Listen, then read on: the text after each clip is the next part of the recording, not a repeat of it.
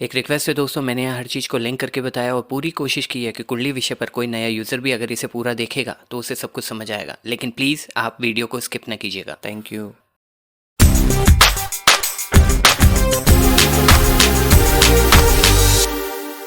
नमस्कार दोस्तों, आज हम बात करेंगे जन्म कुंडली के 12 घरों के बारे में।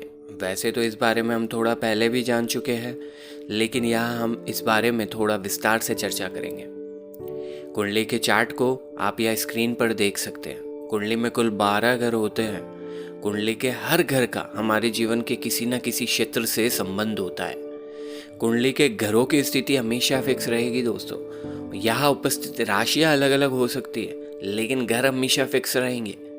जहाँ 1H लिखा है वह पहला घर ही होगा, जहाँ 2H लिखा है वह दूसरा घर ही होगा। यही क्रम आगे चलेगा, जो कि आप भी देख सकते हैं। और अंत में 12H लिखा है, जो कि 12वां घर ही होगा। तो दोस्तों, यहाँ हम ये समझने की कोशिश करेंगे कि कुंडली के किस घर से हम क्या क्या विचार करते हैं। सर्वप्रथम बात करेंगे पहले घर की।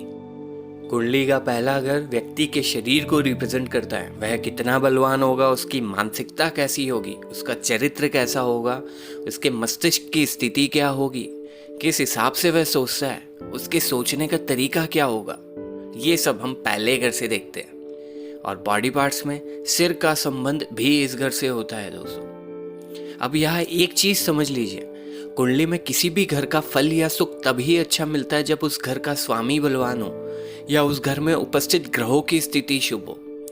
जिस भी घर में ग्रहों की स्थिति अशुभ होती है, उस घर के फलों में कमी आ जाती है।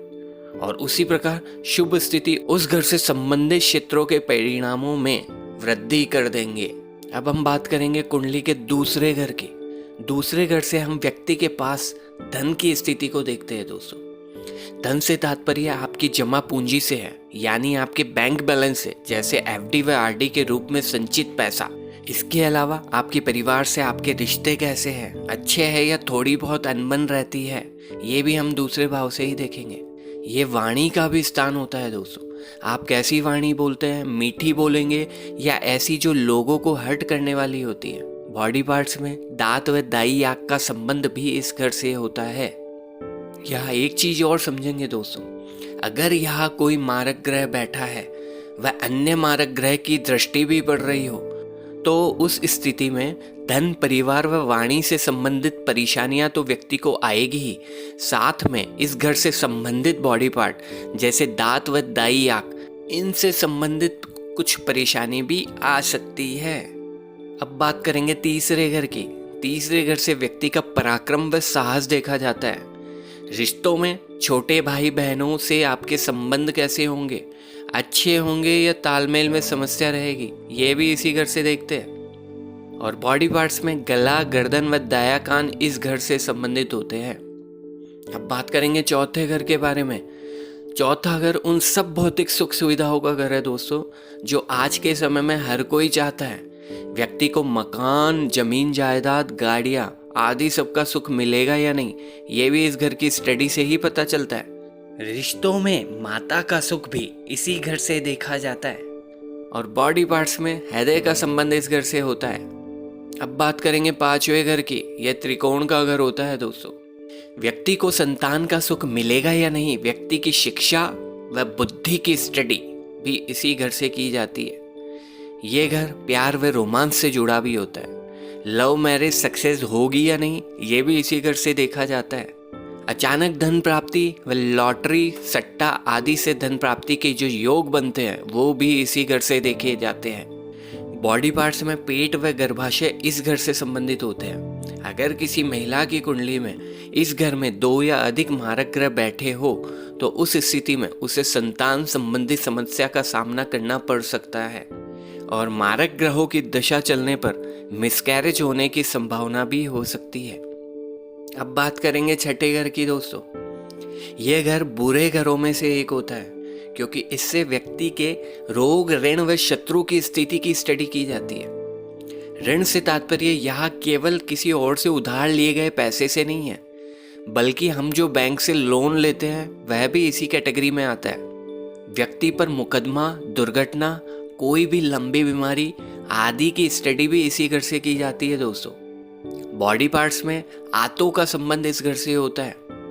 अगर आप एक स्टूडेंट है, किसी एग्जाम की तैयारी कर रहे हैं, चाहे वह गवर्नमेंट जॉब हो या प्राइवेट जॉब हो, तो आपके कंपटीशन की सक्सेस रेट को देखने के लिए भी इस घर की स्टडी की जाती है दोस्तों। अब हम बात करेंगे 7वें घर की। यह भी बहुत इंपॉर्टेंट घर होता है दोस्तों, क्योंकि व्यक्ति के जीवन साथी की स्टडी यहाँ से की जाती है।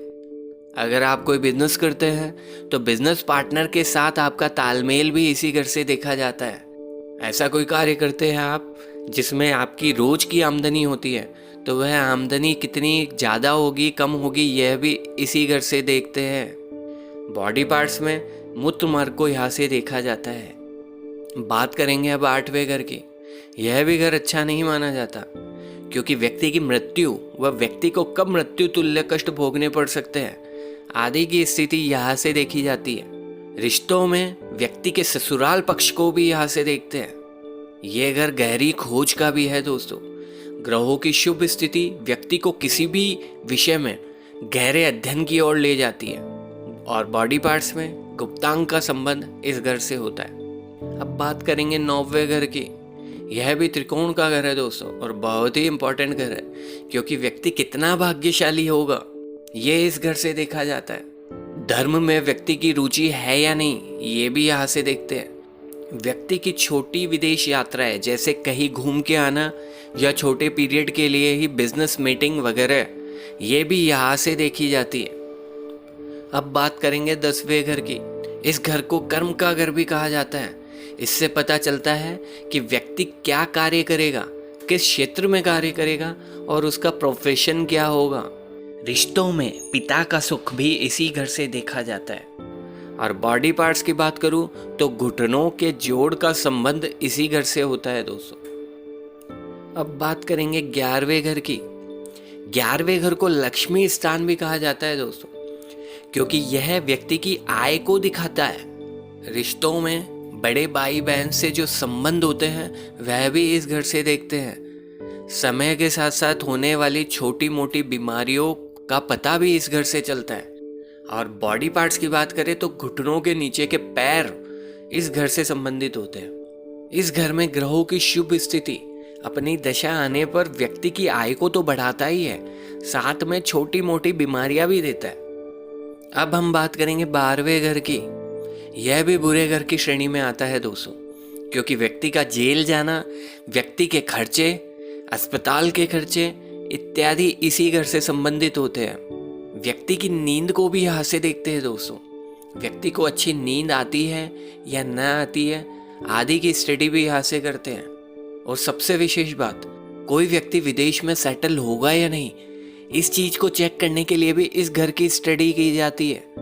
पुराने समय में इसे अच्छा इसलिए नहीं माना जाता था क्योंकि वह व्यक्ति अपने परिवार से दूर हो जाता था, उनकी शक्ल भी नहीं देख पाता था। लेकिन आज के समय में विदेश में सेटल होना अच्छा मानते हैं दोस्तों। तो जो व्यक्ति विदेश में सेटल होना चाहता है नहीं चाहता, उसके लिए ये घर बहुत ही इंपॉर्टेंट है।